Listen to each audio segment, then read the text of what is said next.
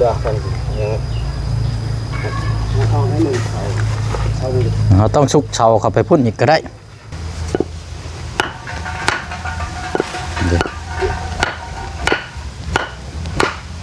เนาะโอเคบ้านนี่ได้กันโอ้คือ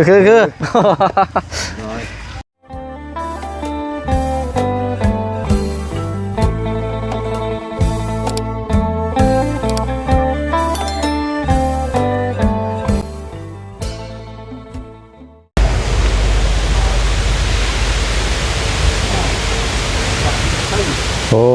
ลมเย็นอากาศเย็นลมเย็นอากาศร้อนลมร้อนบอกเป็นห้องเนาะอันนี้ก็คือกันแล้วพี่น้องเนาะวันเวลานี่แป๊บเดียวถือว่ามาต่อกันวันนี้ก็ติดตั้งเรียบร้อยแล้วพี่น้องเนาะประตูขังน้องพลักน้อย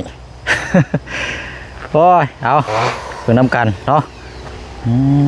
ตัวนี้ติดตั้งแล้วมั้งตัวนี้เนาะเรียบร้อยแล้วพี่น้อยเป็นจังไรเนาะพอดีพองามอยู่บ่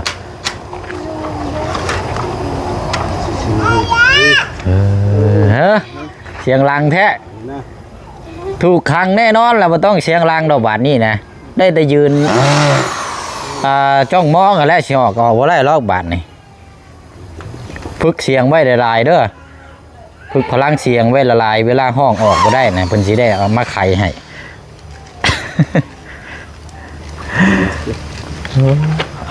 โอเคเนาะพี่น้องเดี๋ยวเบิ่งน้ำกันแล้วก็สิพูดคุยแล้วชี้แจงน้ำกันอีกเพิ่มเติมอีกเนาะอันทางปลุง14เพิ่นถามมาพี่น้อยเดี๋ยวเฮาสิบอกว่ามันเป็นหยังเฮาจังเฮ็ดแบบนี้เนาะแล้วเฮาจังมาแก้ไขที่ดังนะเพียงจังคอยต่อเติมอีกนิดนึงเนาะเอาใช่สบายดีก่อนไปดีล่ะใช่สบายดีก่อนไปดีอ่ะนี่เอานี่เอากินให้เบิดเด้อนมเปรี้ยวเอาลองกินเบิ้งแอมอยู่หาลองว่าแอมอยู่บ่ร้อยว่าดอกบ่เลยนี่เอากินนมเปรี้ยวฉลองประตูเด้อกินนมเปรี้ยวอันฉลองประตูจะได้ขังคนไว้บ้านนี่เอาพี่น้องเนาะกับสบายดีและสวัสดีพ่อแม่พี่น้องเบิร์ดสุขคนเด้อเนาะพบเจอกันอีกคือเก่าคือเดิมมาเบิ่งความสำเร็จน้ำกันบัดนี้พี่น้องเนาะถือว่ามื้อนี้ก็อยู่น้ำกันเครื่องมือหรือว่าเกือบเบิดมือแล้วพี่น้องเนาะว่านี่ก็นี่แหละพี่น้องเนาะถ้าเฮาบ่นำถ้าเฮาบ่เบิ่งนี่ก็มันก็บ่แล้วเลยพี่น้องเนาะไปเนาะเดี๋ยวเบิ่งน้ำกันพี่น้องเป็นยังไงเฮาพอดีบ่ลงหน่อยหนึ่งตัวนี้ขึ้นแล้วเห็นไหมน่ะชากันเฉยมันห่างบ่ลายกับบ่เป็นอย่างดอกมันอยากต่ำนิดนึงเนาะต่ำนิดนึงไม่ออกคายได้ยับขึ้นอีกบ่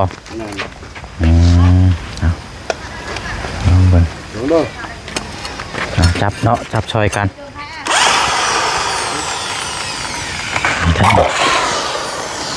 ปึ๊บนี่ล็อกเดี๋ยวเอาอันน่ะตัวล็อกคอเนี่ยอยู่นี่บ่กดเส้นนี้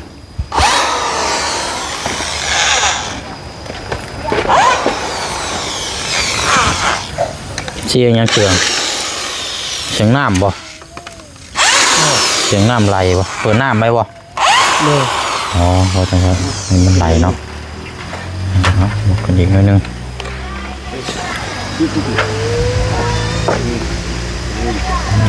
เอาอันนี้ก็โอเคแล้วนี่ครับพี่น้อง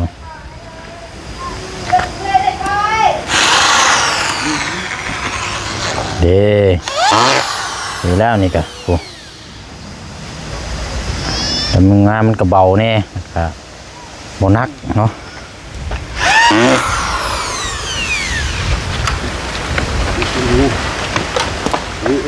แมงตกนะครับนี่ทำเลยได้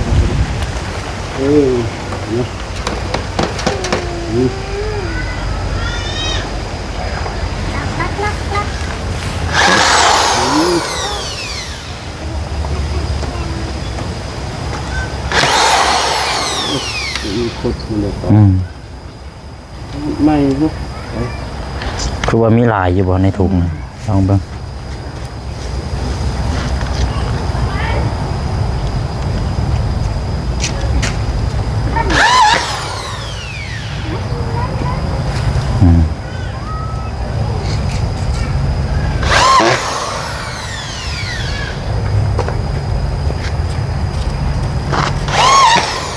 โอเคแล้ววันนี้เจืองมาพี่ก่อนเจ้าวันนี้เอาได้พี่น้องใช่อันนี้ได้ก่อนจะมีได้คักจะบ่ โดยครับ มันก็เว้าอีกแล้วเนาะ โดย อันนี้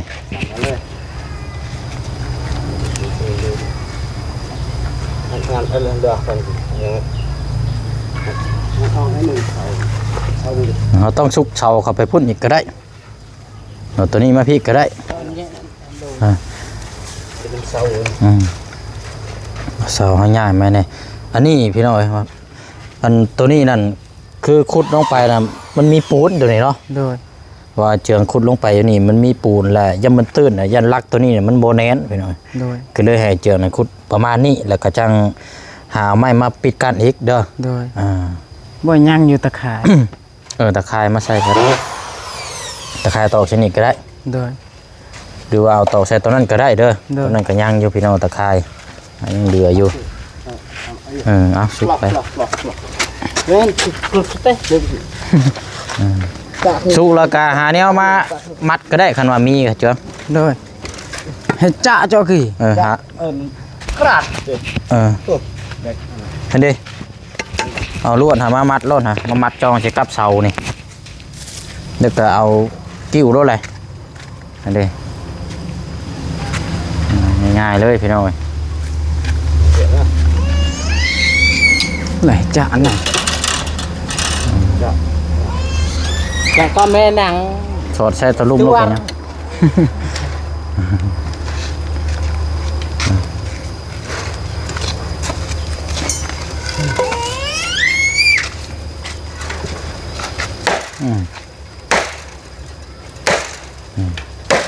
จองใส่กับอันนี้เลย โดย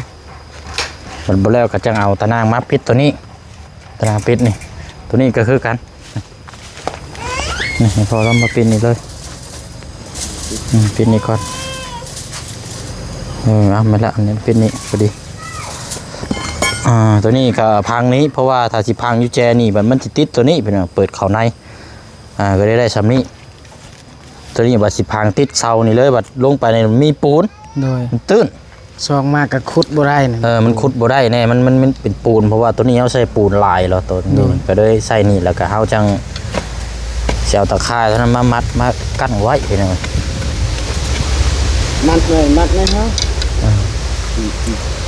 นี่ก็มัดนี่ก็มัด มัดสองอย่างแล้วแหละ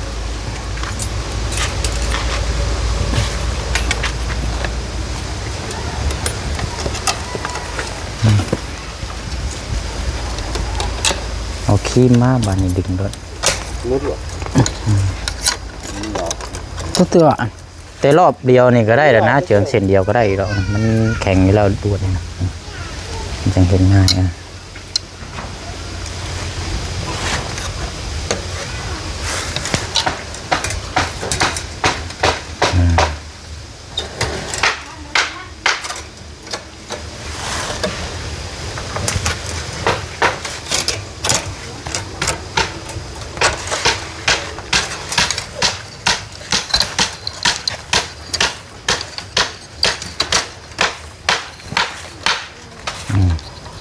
คมเข้ามาเพราะตั้งไหนชุบเข้ามาอิ่วเลยวันนี้เจียวหักทบเลยยิงแห้งหักอิ่วเลยย่ม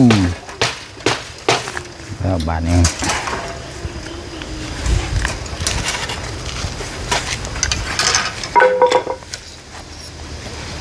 เดี๋ยวไปมัดตัวนั้นแล้วก็จังตัวใส่ตัวร้อนอันตัวไหลมันนี่ใช่พอตัวล็อกจับใส่เลยแล้วดีจีบ่ ตกไม่เสริมเลย ต้องใช้ไม้เสริมอีกได้เนาะ มีอยู่บ่ไม่ยังเบิดแล้วบ่ เห็ดไหม อืมได้แล้วครับตอนนี้นิดนึงมาชะโลดเชือกอันนี้ก็ได้มาออกก่อนตะนานกันเราจะเกาะใส่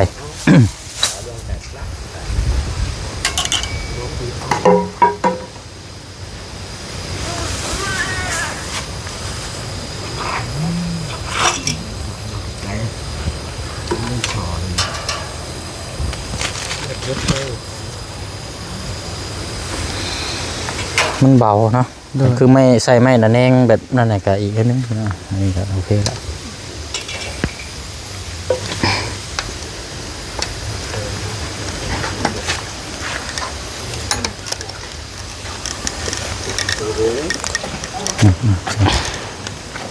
อืด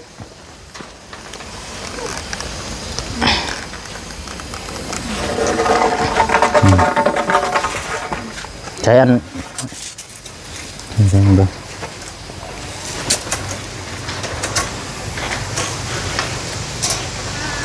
ดึงอีกเอาจองไว้หั่นแหละ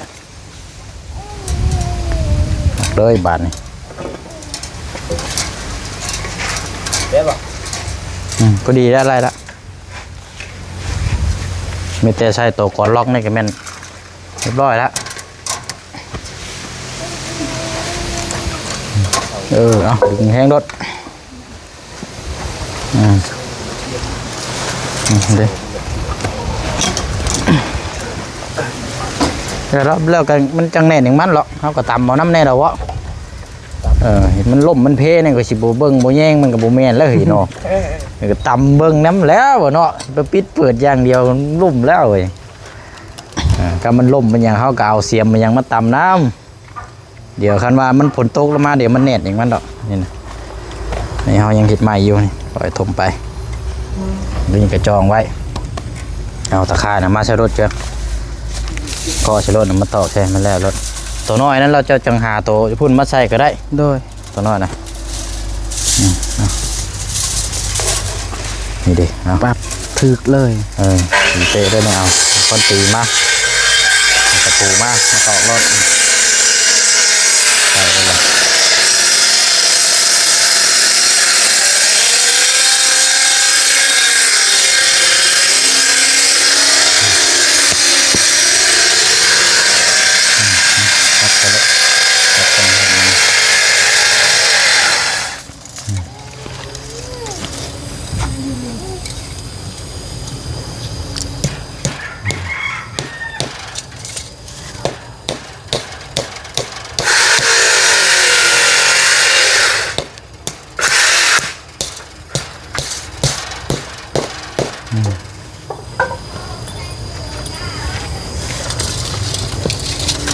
ว่าเห็ดป่านนี้แหละยังชิมุนดีออกอยู่เนาะ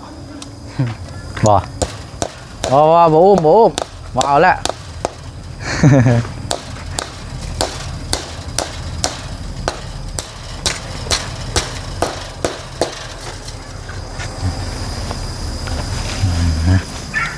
มันก็จัง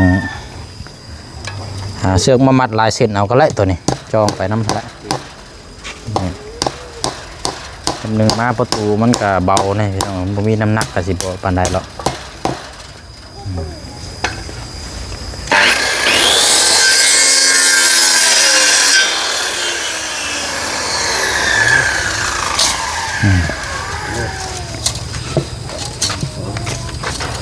เนี่ยหลังนี่พวกนี้แตกกระหล่ำนี่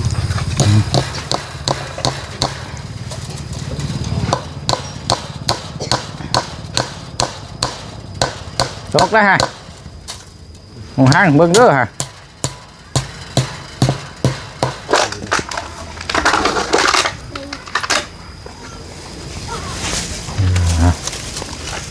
จิกไปแล้วไปดึงพุ่นกันโอเคละ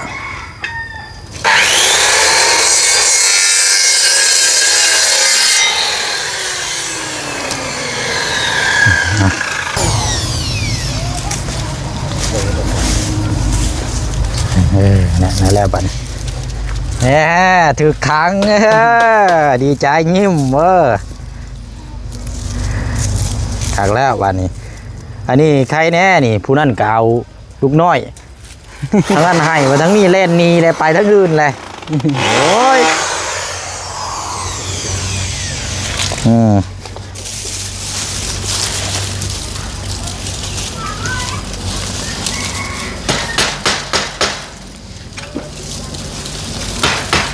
นี่ละ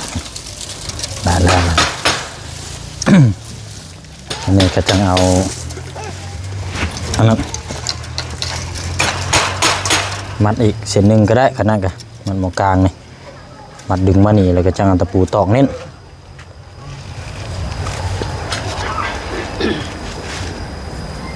คันว่ามีอีกเส้นหนึ่งก็ได้จ้ะเห็ดตอกเราเห็ดสิได้เห็ดโค้งมาสิปูลุมพุ่น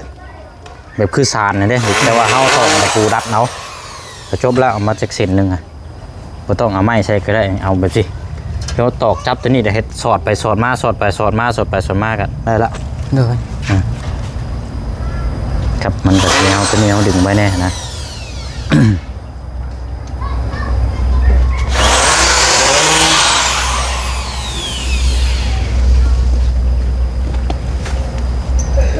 เนี่ยนัดเจง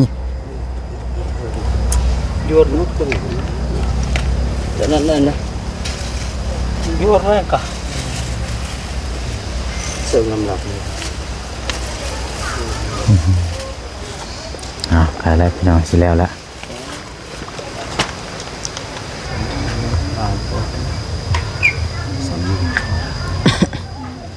มาตรงนี้นะ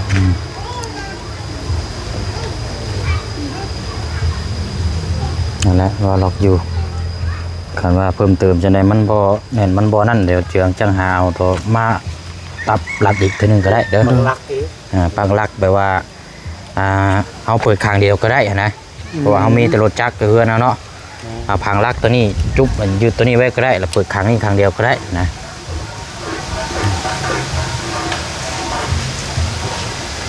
เอาเม็ดเลย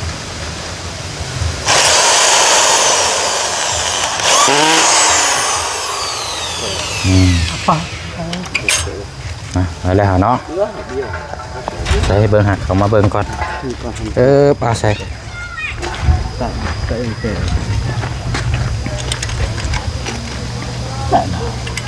มัดชุกี้ไปโอ้ก็ได้หัวแล้วมาถือชิดเจ้าให้กูอีกทีไหนเอ้ยเจ้าเตะเจ้าเชื่อบางยาเดี๋ยวมันทึกแล้วเอาดึงมาพี่กันตากอันเลื่อนเกียงเลยแล้วก็ลูกแต่ว่านะแต่ว่ากลักเจ้าลูกของมัน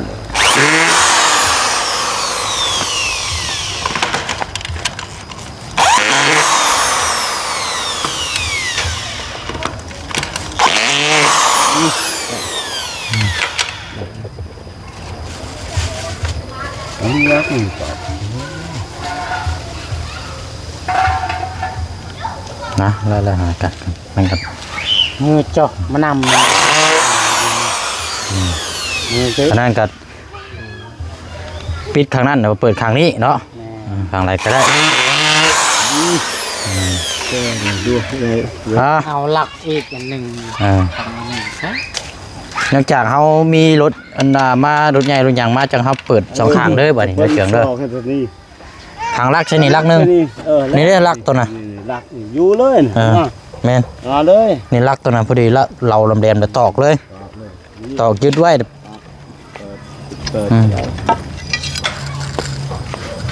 เอ้ย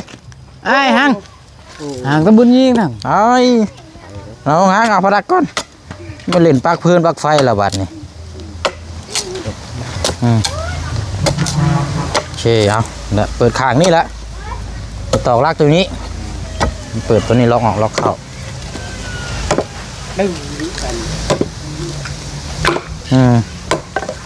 โอเคเนาะเรียบร้อยเอาแหลมลักแล้วก็ไปตอกแทนกัน อ๋อไปมัดใจไปยืดเลยบัดนี้เปิดข้างเดียวก่อนก็ได้ได้แล้วบัดนี้อยากแล้วได้อุปกรณ์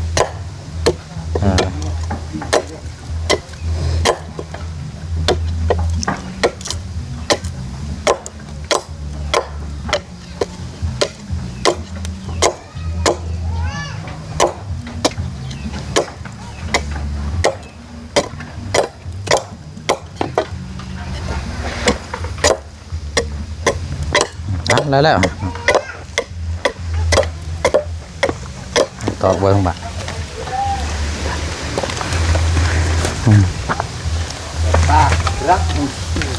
เรียบร้อยง่ายๆเลยจังมัดเอาจังต่อเติมมาอีกเท่านึงเชือกมาจับนี่นึงตอกแค่นี้มันเน้นหนา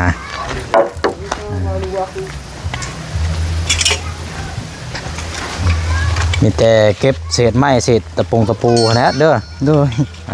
ระวังได้อันนั้นคนน้อยเอาจะล็อกก่อนล็อกรถล็อกตัวละจังเอาจังวัดเอาเนี่ยนี่ได้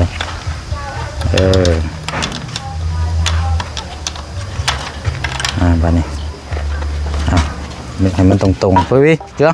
ฟังทางนี้ฟังทางนั้นบ่เอาตัวนั้นมันล็อกได้แม่นต่อฟังนี่ได้จะต้องเที่ยวเขาฟังนั่นได้เอาตัวนี้ถ้าไปนี่ก็ได้นี่มองหัวมันนี่มันจังแน่นเดี๋ยวจับให้มันตรงก้อนจังตอกนี่เอาละตอกเลย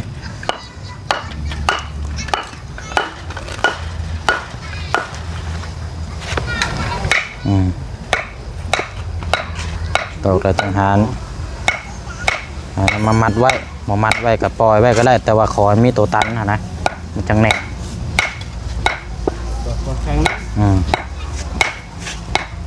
ติดต่อว่า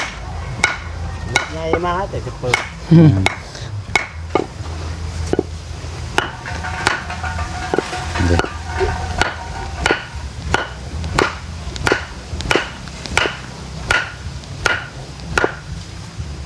แม่นเลยโอเคนี่เอาเชือกมามัดนี้บัดนี้จึ๊กใช่นี่ลวดมันลวดมัดจึ๊กใช่หันเลยเปิดที่ออกเที่ยวเข่าตอนนั้นเพราะว่าก่อนล็อกมันอยู่ฝั่งนั้นตอนนั้นนะจังอันนี้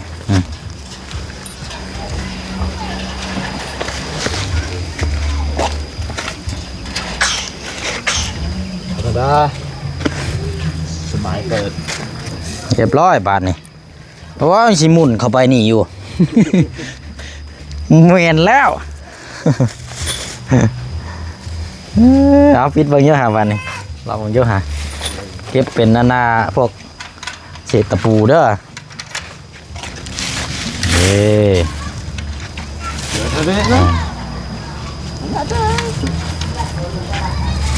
ใช่มูลลื่นลักคือลักไหนกระดับกันไหนเท่ตะเบิ้ลให้กระดับไหนเท่ไม่ฮะกระดับตาเสียนตัดหนอรถอันนี้นะ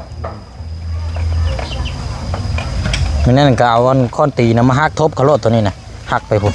เข้ามาทางนี้หักรถพอชุบแล้วเนาะโอเคบ้านได้บ้านโอ้คือเรียบร้อยจบเอาโอเคทำนี่แล้วพี่น้องเอ้ย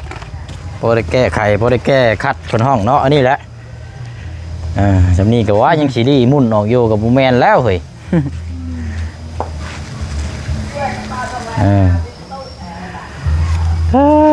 เอาเรียบร้อยเนาะปะวันนี้ไม้เขากระเดืออยู่2 เส้นเนาะต้องเส้นครึ่งนั่นก็จะได้โยกย้ายไปพุ่นบ้านนี่เอาเจือกกลับเลยบ่พอบ้านนี่แม่กลับไปเบิ่งอยู่พุ่นก่อนแม่นแล้วเนาะเดี๋ยวเขานัดไปพุ่นอีกจะหน่อยเลยมีแต่ว่าแล้วเขาให้เจ้าเนาะได้โดยให้ทั้งพอเรา300,000พี่น้องต่างเสียเวลาแล้วก็ต่างมาเฮ็ดเวียกซอยลูกหลานนั่นแหละเลยพอเด้อก็บ่เข้าใจดูเลยโดยนั่นแหละพี่น้องบ้าก็ถือว่าเสร็จสิ้นไปทีเรียบร้อยส แต่ว่าคือให้ทางอาเจืองเฮ็ดนี่ก็ห่วยได้อยู่บ่ บ่ได้ ยังยากได้พอผู้เสียงมองเห็นแล้วพี่น้องว่ามันงานมันอยู่ว่ามันคือง่ายแต่มันบ่ง่าย จะมีเครื่องมือนะ มันต้องหนึ่งมามันต้องมีเครื่องมือแล้วก็ต้องมีการที่วางแผนเฮ็ดนี่มันก็ง่ายเนี่ย รับพูด แล้วมันก็เร็วอีกแน่นะพี่น้องโอเคแล้วบาดนี้เนาะโอเคเนาะอันนี้ก็เป็นทางประตูของทางเอ้ยที่เพิ่นซอยตะไคร้นี่แหละเด้อ โดย เนี่ยเพิ่นก็ให้จัดแจงดำเนินการต่อกันนี่ก็โอเคแล้วบาดนี้พี่น้องเรียบร้อยเลยไปพุ่นก่อนก็ได้ไปเดี๋ยวขอบมกขอบใจทางเอ้ยเพิ่นก่อน โดย เดี๋ยวเป็นหนึ่งเดี๋ยวพอเด้อมาพี่ ลากเนี่ย มาพี่มาแล้วจะได้นั่นแหละได้บัดนี้ ลากๆนะ อ่า เนี่ย โอ้ยเนาะ ขอบใจป้าลุง โอเคเอาสำเร็จเป็นที่เรียบร้อยเบิ่งแย่งกับบายซอยกัน ฮะเนาะ บายแล้วบายนี้พี่น้องเลยเอาอะไรเนาะมีแต่ว่าผักขมกขอบใจทั้งเอื้อยใจดีเพื่อนนะเด้อทั้งเจืองเนาะ มุกขอบใจทางเอ่ยจะดีหลายๆเด้อที่มาสุดซอยสำหรับประตูข้างมาลัก โดย ก็ถือว่ามุกขอบใจทางเอ่ยจะดีหลายๆขอให้เอ่ยอยู่ดีมีแหงเด้อขอให้อยู่เย็นเป็นสุขทางกายสบายทางใจขอให้นอนหลับได้เงินหมื่นตื่นมาได้เงินแสนเงินล้านเด้อปรารถนาสิ่งใดขอให้ได้สิ่งนั้นเด้อสาธุ โดย แล้วก็ขอบใจทางเบาเสียงนำแล้วก็ทีมงานเบาเสียง แล้วก็ FC เบดทุกคนก็ถือว่าคุมุกขอบใจหลายๆเด้อสาธุ บานนี้เนาะเดี๋ยวคนละจะมาอัปเดตเบื้องน้ำหลังอีกทีนึงเนาะ โดย พากันเก็บเมี่ยนเป็นตะปกตะปูเศษไม้อย่างต่างๆเด้อบานนี้เด้อ โดย เอาไปเอาเลยเอาไม้มาอ่านเลยบานนี้เนาะตามนั้นแหละพี่น้อย จะได้ไว้แบบยัง มีแต่ว่าให้ทางน้องเพิ่นมาเก็บเศษไม้เกล็ดตอกแต่กับไม้ตัวนี้ก็สิได้ยกย้ายไปเพื่อนน้องออนพี่น้องเดี๋ยวอยู่2เซนกับครึ่งนึงเอาพี่น้องเนาะใส่ไป2เซนครึ่งคือกันเนาะเอาแบบประตูแบบเรียบง่ายพี่น้อยเนาะโอ้ยมานี่แหละพี่น้อยนี่ได้สิเอาแบบดีเนี่ยก็สร้างกับบ่มีตอนแรกๆเด้อกะเอาตัวนี้แหละแก้ไขไปก่อนว่าจะเนาะทางเอื้อยเพิ่นชี้แจงบอกมาพี่น้องเนาะเอาสำเร็จเป็นที่เรียบร้อยเนาะขอบใจขอบคุณทางเอื้อยน้ำหลายๆเด้อเนาะพร้อมครอบครัวเนาะอยู่ทางต่างประเทศแล้วก็ทางพ่อแม่พี่น้อง FC เฮาเนาะที่ติดตามแล้วก็เป็นกำลังใจให้ถึงกำลังใจให้แล้วก็ผลงานตลอดมาเนาะพี่น้องเนาะเอาลำรวยๆเบิดสุขุสุขคนเด้อเนาะสุขกายสบายทางใจนำกันเนาะพี่น้องเนาะลาพี่แล้วเนาะไปก่อนสำเร็จแล้วพี่น้องเนาะสบายดีเด้อพี่น้องเด้อ